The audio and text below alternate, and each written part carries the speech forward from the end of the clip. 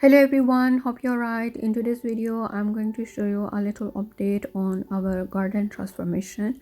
As you know that we recently moved into this house and we have got this backyard garden which was all lawn. So we don't need that much lawn. Actually it's too rainy and damp here and we don't tend to use the lawn that often. So I'm going to keep a small circular lawn and the rest of grass will go. So I have widened the borders and I will put some raised beds on this side is quite sunny in the afternoon, so I think the raised beds will do better here. And on the other side it's quite shady, so here I can introduce some shade loving flowering plants. I will also put some stepping stones so we can access the white border throughout the garden and it will look beautiful, and especially during the winter months it will provide a nice structure. Here is a little update on my plants, how they are doing. So you can see we have got some mature trees here and they are already starting to bud up. I don't actually know the names of many of these trees, but they are looking good, they are healthy, and this one is already flowering. This is Photonia, I guess. Different varieties of Photonia we have got. Here are cyclamens which are growing naturally, that's good. However, I will move them from here to the other part of the garden. This is also Photonia and you can see the new red leaves, and Schemia still not flowering. There is rose bush behind, and the holly plant which has got new leaves and looking absolutely beautiful. This one I'm not really sure and looking good, and this one could be cherry laurel, an evergreen shrub. It has got buds on it and soon it will be flowering. So over the half-term holidays my goal was to rip as much grass as I could, so I was digging the grass a little bit every day and I have done a good progress digging up quite a lot of it. I'm using this grass to fill up my raised beds, so it will lessen the cost of filling those raised beds, and I will put a cardboard layer on top of it and then I can put some compost and it will break down on its own.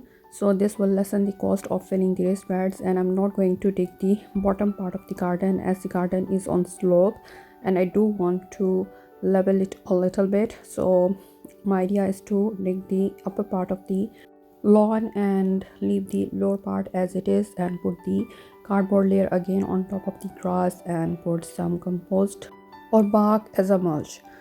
Also, it will take some time to fill up the borders. I have got some plants which I still need to manage.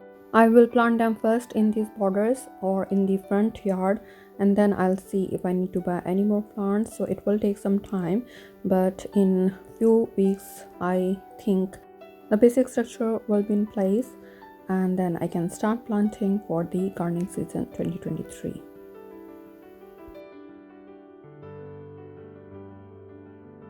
So after a few days you can see the circular lawn has taken its shape. Most of the grass is gone and this is the pathway where we will put the archways. There will be 2 arches going on and we will keep the grass and lay a few long slabs in between the grass. The grass is looking good, the garden is taking its shape and I'm quite happy with the progress of the garden. You can see the raised beds. We have tried to put them in a circular fashion as well, and quite fortunately they were like hinges on the corners, so they are easy to mold the shape, and these are from B&Q. Quite a good deal, and I'm quite thankful to my husband for helping me out in the garden as well. The raised beds are half filled and now I need to just tidy up a little bit, put the cardboard layer on top and put the mulch on top, and then I can start planting. Here are my plants which I recently bought and they are waiting to go in the garden, and all the other plants are looking good. They are starting to put new growth and flowering buds are appearing, and I think soon it will be a good flower show throughout the garden.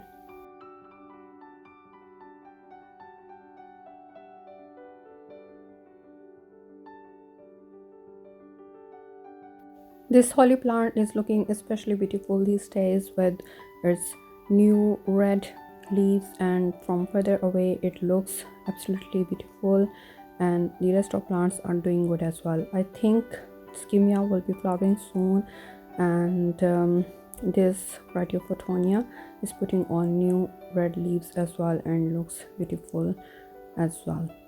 And here you can see this tree, it has good nice structure and it is budding up. And this is another variety of Radiophothonia which has got its flowers going, and really soon it will be flowering. And you can see the cyclamens are looking absolutely beautiful. I'm happy that there is quite a lot of interest in the garden already, and there are these mature trees which take several years to establish, and we have already got them in the garden. This shrub is also starting to put on new leaves and new growth. I think it's a Sclonia, but I'm not quite sure. So I'm quite happy with the garden and how it's taking its shape. So I'll keep you updating about the progress in the garden. This week I finally managed to start my ranunculus and anemone bulbs. So this is called pre-sprouting, which is usually done at the end of January, and basically this gives time to ranunculus and anemone bulbs to establish themselves. We are in zone 8 UK and we are quite temperate. We don't need to do pre-sprouting. We can plant them directly outside, or we can leave them outside and they will come back next year, as per my experience and observation. But I am doing this because I am already behind the schedule. Like, this is the end of February, and I think if I do pre-sprout them inside my house when it is warm and I put them in a windowsill where it's sunny, I think they will grow faster and I will still be able to enjoy blooms in time. They bloom in late spring, early summer, and they have very bright, vibrant, attractive blooms. I grew them last year as well, and I did enjoy them, and they multiplied as well. So I saved them, and because we were to move the house, so I dug them up and saved them, and now I am pre-sprouting them. Pre-sprouting is really easy. I have soaked them in water for a couple of hours, and now I'm going to use this cell tray, seed starting tray normally, and I'm filled it with compost, which I have mixed with perlite to have a good drainage, and that's all basically you need to do. The compost is nice and loose and it's already quite damp, and if you live in a dry climate you may need to wet your compost before planting. I'm taking my ranunculus bulbs and planting them in each hole. They are small claw-like bulbs. I'm afraid lighting is not very good here because I'm still in the process of setting up my potting up station. I did try to put some lights on, but it's still not very good light, so I apologize for that if you are unable to see the details.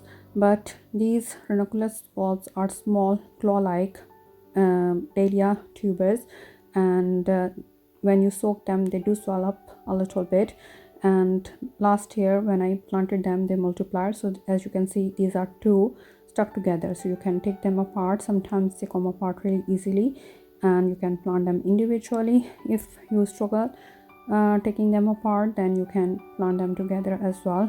That's okay. So I'm gonna plant them here in this starting tray. I have got two, and I will see how many ranunculus or anemone bulbs I have got. And then I'll cover them with more compost, put them in my windowsill, which is like a south facing sunny windowsill, and I hope they will grow faster, and then I'll keep you updated about their progress. Anemone bulbs are weird shapes, like they look like stones, not very identifiable where the stem is or where the roots is. You can plant them whichever way you think is easy, and they will find their way up the ground anyway. So I have got 15 ranunculus bulbs here, so I put 12 in one seed starting tray, and I've got 3 more. So I'm going to put the 3 bigger ranunculus bulbs in these bigger cups because they were quite big to fit in this small seed starting tray cell. So I'm going to put them here in these cups, and I'll put anemones in one tray, and have got 11 anemones and ranunculus in the other tray. So I have got 15 ranunculus and 11 anemones.